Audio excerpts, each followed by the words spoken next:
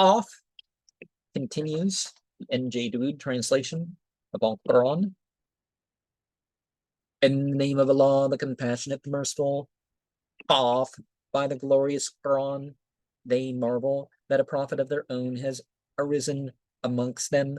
The unbelievers say, this is indeed a strange thing. When we are dead and turned to dust, such a return is most improbable. Now, some speak of Qaf as a mountain. It actually relates to some ancient Persian myths in regards to that. We can refer to this chapter. If you've learned until this point of the Quran, or if you've learned after this after this point of the Quran, either the message refers to. But then again, the Qaf, as far as the mountain, we're speaking a different language, and so we can't necessarily be saying the mystical mountain, maybe not even a physical mountain, I don't think. Such returns from. We know all that the earth consumes of them. We hold a book which records all things. Yes, they denied the truth when it was preached to them, and now they are perplexed. Have they never observed the sky above them and marked how we built it up and furnished it with ornaments, leaving no crack in its expanse? We spread out the earth and set upon it immovable mountains. We brought forth from it all kinds of delectable plants, a lesson and an admonition to penitent men. We send down blessed water from the sky, with which we bring forth gardens and the harvest grain, and tall palm trees laden with clusters of dates, a sustenance for humans, thereby giving new life to some dead land. Such shall be the resurrection. Long before these, the people of Noah and the dwellers of Arras denied the truth, so did Thamud and Ad, Pharaoh and the kinsmen of Lot, the dwellers of the forest and the people of Tuba, all disbelieved their apostles and were brought down upon themselves my threatened scourge. People of Himyar, whose kings bore the name of Tuba, was that, the dwellers of the forest, the people of Midian, although some people relate them to the Celts or something like that, but maybe it's even broader than just, the Midianites and then some other people too. And Arras, some say it's a town in Yamama, others, in Midian, and people are even. Were we worn out by the frustration? Yet they are in doubt about a new creation. We created man. We know the promptings of his soul and are closer to him than his jugular vein. When the twin keepers receive him, the one seated on his right, the other on his left, each word he utters shall be noted down by a vigilant guardian. And when the agony of death justly takes him, they will say, this is the fate you endeavored to avoid, and the trumpet shall be sounded. Such is the threatened day. Each soul shall come, attended by one who will drive it on, and another to testify against it. So see, we have the testifying angels, but God is closer to us than our jugular vein. One will say of this, you have been heedless, but now we have removed your veil today. Your sight is keen, and his companion will say, my testimony is ready to hand.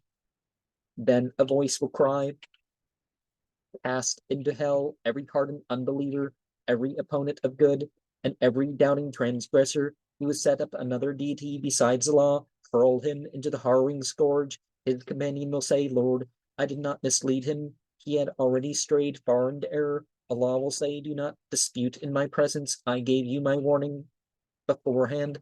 My word cannot be changed, nor am I unjust to my servants. On that day we shall ask hell, are you full? And hell will answer, are there any more? And not far thence paradise shall be brought close to the righteous. We shall say to them, here's all that you were promised. It is for every penitent and faithful man who fears the merciful, though he is unseen and comes before him. with a contrite heart, enter it in peace. This is the day of immortality. They shall have all that they desire, and we shall have yet more to give. How many generations, far greater in prowess, have we destroyed before them?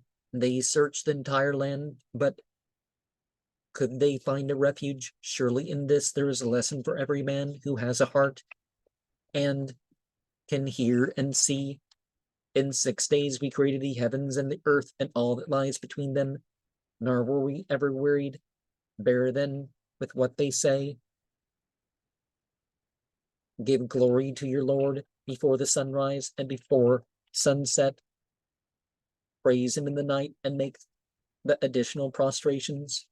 Now, some by this verse alone are trying to act like there's only 3 prayer times. Now, if you travel or fear the unusual circumstance, yes, the dawn prayer, between dawn and sunrise. If you somehow sleep through this, as soon as you get, as soon as you're up and able, whatever, but not up, doing other things. No, you immediately, wash up. Once you go to the bathroom and wash up, and you say your prayer. Whether if you can't stand stuff yet, right, then you can adjust your positions. But anyways, so before the sun set, well, there's 2 early afternoon prayers. We find elsewhere indications that, yeah, you really do have a couple. In the night, again, you have the indication that there are a couple, but here the combination of them is the only thing that's clear. But you got to look at different verses when you try to make your judgments, not just one verse. You start with one verse. Listen on the day when the crier will call from near, the day when men will hear the fateful cry. On that day they will rise up from their graves. It is we who ordain life and death. To us all shall return. On that day the earth will be rent asunder over them, and from it they shall emerge in haste. To assemble them all is easy enough for us. We well know what they say. You shall not use coercion with them. Admonish with all Koran whoever fears my warning. Now, Islam is not a religion that allows forced religion, right? Like someone's not going to bow and prostrate in prayer. You're not sitting there forcing them to do such, right? And it's not threaten them with violence or whatever until they do it. No, that's not what Islam is about. But this chapter 50, the important thing, you just say what's right. If they go with it, they go with it. If they don't, they go with it. And now, if they're afflicting others, that's a different thing. Maybe you can stand the way of that somewhat. But as far as them practicing religion, you just say what the religion is, and whether it's obliged to do or to not do, that's up to them. Chapter 50 is one of those 5 that are great to say on a Friday. 32 and 76 in the Fajr prayer, the dawn prayer, and 62 kind of tells you about the sermon. 50 has been used.